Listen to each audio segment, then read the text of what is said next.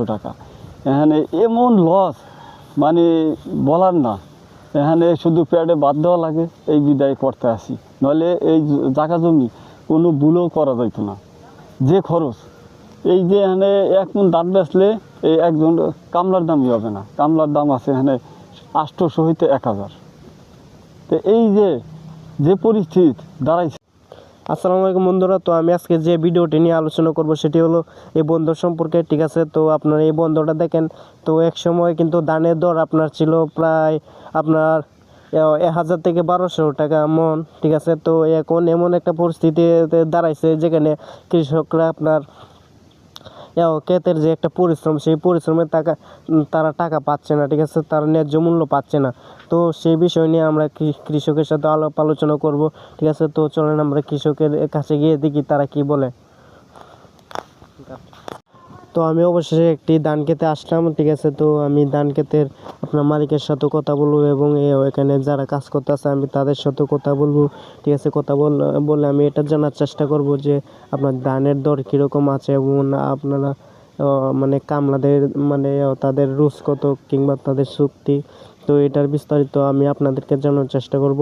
তো প্রথমে আমি যে ক্ষেতের মহাজন, আমি তার সাথে গিয়ে কথা বলবো, ঠিক আছে। উনি হচ্ছে আমাদের এই ক্ষেতের, ঠিক আছে, এই ক্ষেতের তিনি মানে মালিক, মহাজন যেটাকে বলে। তো কাকা, আপনার এই কামলা যে কাজ করতেছে তাদের হাজিরা রুজ কত? আমাদের যে টাকা খরচ হয়েছে জমিতে, প্রচুর টাকা খরচ হয়েছে।